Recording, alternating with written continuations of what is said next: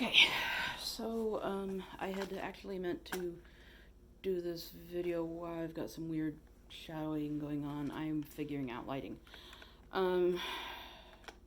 So I had meant to do this, or at least part of this, while I was actually at my appointment,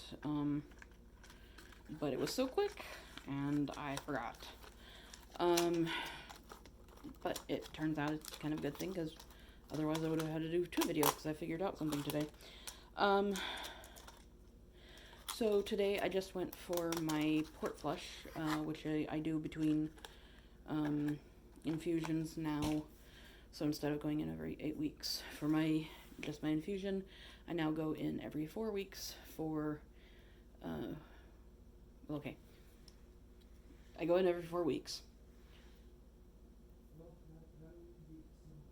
to either one, then the other, port flush, and then 4 weeks later, Entyvio, which is the medication infusion, and then 4 weeks port flush, so on and so forth. So now I go in every 4 weeks. But I learned today that apparently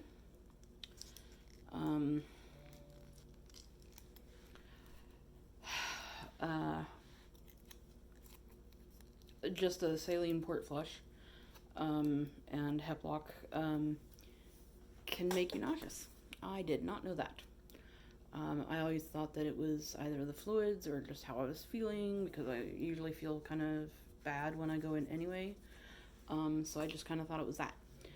But I felt nauseous today after they did the flush, and so I Googled it, and yep, it's a thing.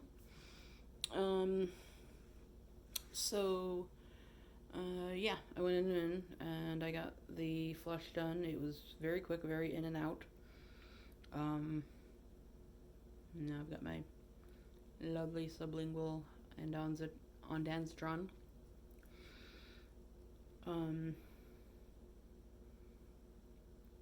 And I took my medications this morning. I started using my pill thing again because I had gotten to the point where it was basically just vitamins, and basically just the chewables. And now I'm back to a few each day. Because I've now got potassium, iron, daily multivitamin, lysine, vitamin D, and my acid reflux medication, which used to be omeprazole, and now it's esomeprazole. So that's fun. Apparently your body can get used to the different types of heartburn medication, and so they become less effective after a little while. So I had to switch that up. I know there's something, don't want to get too close. I know there's something I wanted to talk about today, but I put my camera on top of my video ideas. I did Crohn's specific spoonie hacks. Yeah, let's do that one. Okay, so Crohn's specific spoonie hacks, or at least for me, since getting Crohn's, some of the things that I've learned. Hold on. Okay, that's how you unpause it. Yeah. So I had paused it because I heard hubby coming, and I wasn't sure if he wanted to be on camera. He doesn't, which doesn't surprise me. Okay, so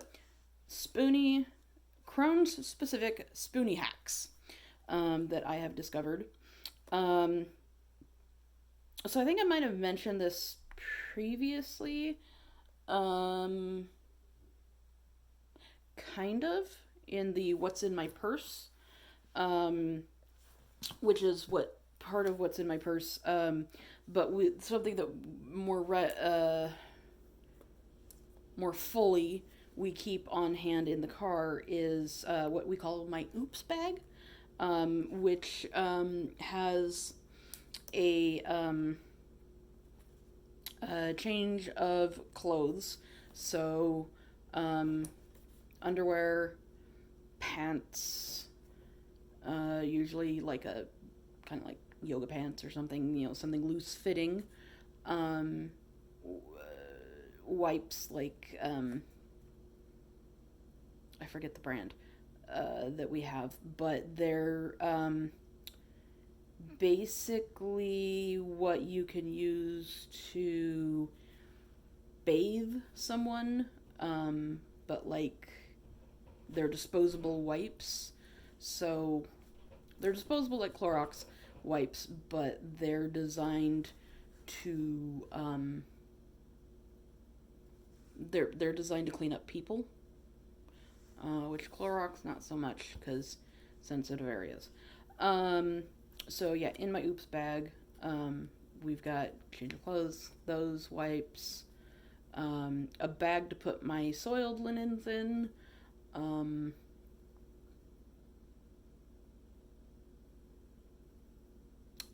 and I think we have a pair of like water shoes in there because they're easily compactable shoes.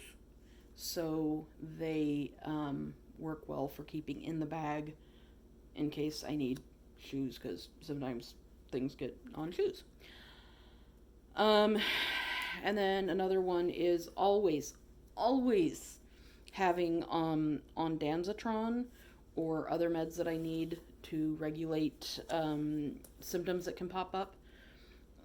So for me, I love specifically sublingual ondansetron because if I get nauseous to the point where I'm throwing up, it's really hard to keep anything else down.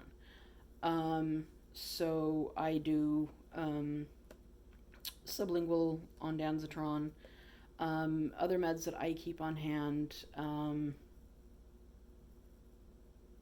are,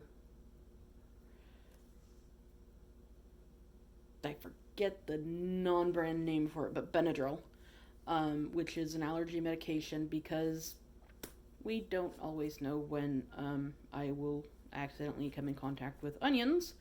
Um, and if I take the Benadryl quickly enough after being subjected to onions, either um, in the environment, because that's what onions have become now, or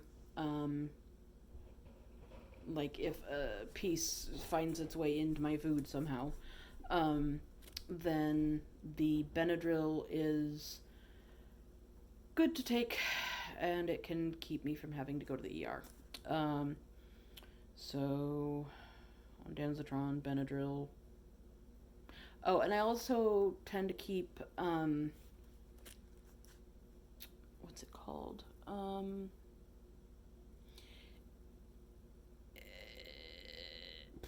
It's the medication that helps you with water retention.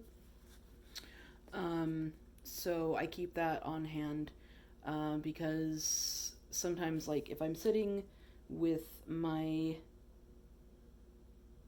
legs at a bent at the knee at a 90-degree angle for too long, um, or if it suddenly gets too hot, um, I end up having issues with my feet, legs, hands, and arms swelling from water retention. So I have a medication for that I keep on hand.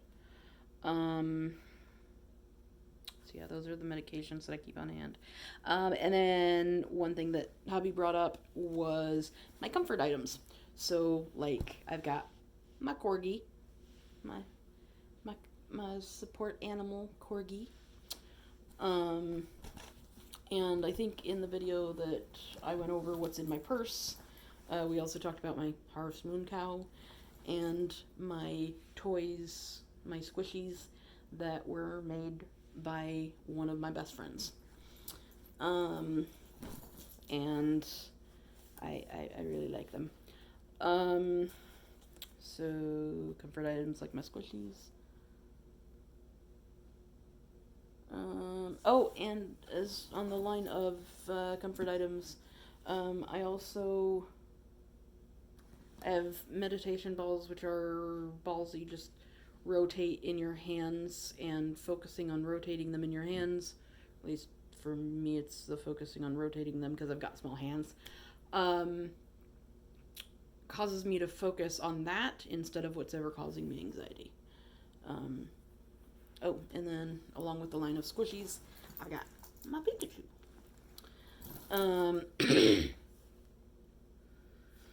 So yeah, my comfort items. Another thing that I've discovered thanks to my friends in Spoonie Mail are something that's good to keep on hand for, like, I need to get a second one because I keep transferring the one that I've got between where I spend most of my day and upstairs in the bedroom is my heating pad, because that's helpful. Hold on a second. Hubby fell while going up the stairs. So yeah, my heating pad, I want to get a second one because sometimes when I'm going to bed at night I forget to bring it down here, and sometimes when I can't sleep it's hard to get it unplugged and bring it downstairs, and but heating pad is useful because it can help with my fibromyalgia pain as well as my gut pain from my Crohn's. So there's that. And then something that we always have on hand here at the house is Miralax, or the non-brand name of it, which I forget what it's called. But it's sometimes helpful to just move things through my system by using the Miralax. And then I have an app on my phone that helps me track my symptoms, which is very helpful. I track nausea, pain, where pain is located, and things like that.